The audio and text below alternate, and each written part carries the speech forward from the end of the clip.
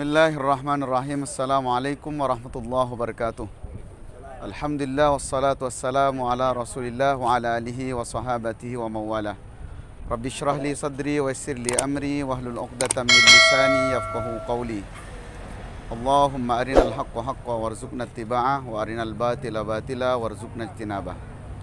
Teman-teman sekalian yang dimuliakan Allah, ada 5 perkara di mana saat itu Rasulullah Sallallahu Alaihi Wasallam menawarkan kepada para sahabatnya, apakah 5 hal ini akan diamalkan, kemudian dipelajari dan diajarkan kepada orang lain. Tentu 5 hal ini sangat bermanfaat bagi kita semua umatnya apabila kita mampu mengamalkan. Sahabat kemudian diam, tidak ada satupun yang mengangkat tangan. Tiba-tiba Abu Hurairah, "Ana ya Rasulullah, saya Rasulullah, saya ingin tahu yang 5 hal tadi." Kemudian Rasulullah Sallallahu Alaihi Wasallam menyebutkan yang 5 hal. Yang pertama adalah ittaqil maharim.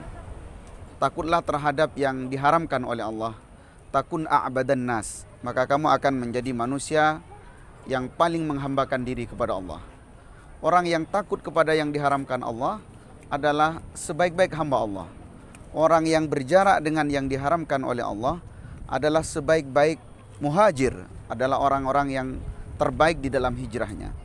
Yang kedua, wardha bima qasamallahu lak, takun aghnan nas.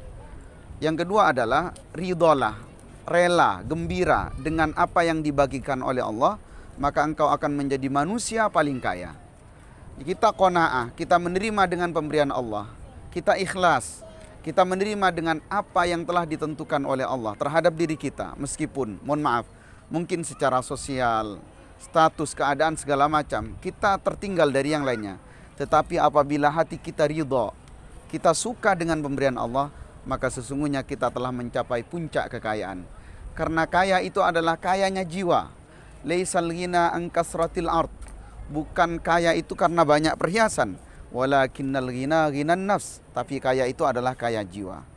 Kemudian yang ketiga yang dipesankan oleh Rasulullah agar kita berbahagia dunia dan akhirat, agar kita menjadi pribadi yang senantiasa beruntung. Yang ketiga adalah wa ahsin ila jarik takun mu'minan. Berbuatlah baik kepada tetanggamu, maka kamu akan menjadi pribadi yang mukmin. Berbuatlah baik kepada orang yang dekat di sekitarmu, maka engkau adalah contoh dari pribadi mukmin. Karena sesungguhnya mukmin itu bisa dinilai oleh orang lain dari apa yang ditunjukkan kepada orang lain, dari perilaku dia, interaksi dia kepada orang lain.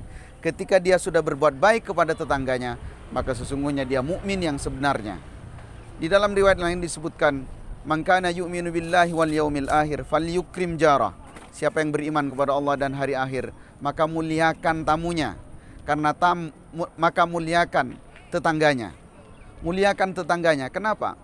Karena tetangga adalah orang yang menjamin keamanan pada diri kita. Selain kita aman terhadap diri kita, kita akan memberikan rasa aman kepada lingkungan kita. Fala yu'dhi jarah, dalam riwayat yang lain, maka jangan sakiti tetangga. Jangan sampai kita berbuat sesuatu yang kira-kira menyakiti tetangga kita. Kemudian yang keempat, wa ahibba linnas kama tuhibba li nafsih. Cintai orang lain sebagaimana kamu cintai dirimu. Cintai siapapun yang ada di sekitarmu sebagaimana kamu mencintai dirimu. Dan itu adalah hakikat dari seorang muslim.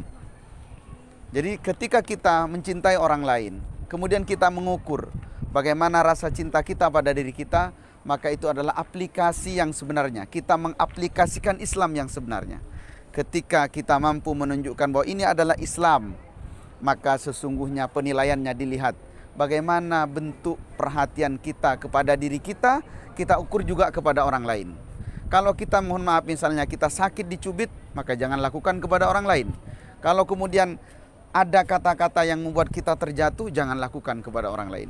Kemudian yang kelima, yang terakhir adalah Rasulullah mengingatkan, wala tuksirud dhahk. Jangan terlalu banyak tertawa. Fa inna kasratad dhahki tumitul qalb. Karena terlalu banyak tertawa itu akan mematikan hati. Banyak bicara, banyak tertawa, banyak makan, banyak tidur dan seterusnya, itu tidak baik. Tapi di sini disebutkan banyak tertawa. Ternyata tertawa itu pada dasarnya mubah selama sewajarnya saja. Selama tidak menyebabkan sesuatu yang menjadikan hati kita keras, tetapi kemudian tertawa yang dibuat-buat atau tertawa berlebih-lebihan, maka sesungguhnya tertawa itu akan menjadikan hati kita mati. Bukan cuma hati kita keras dan sakit, tapi hati kita mati. Dan inilah bentuk perhatian Islam. Bagaimana tertawa saja diperhatikan.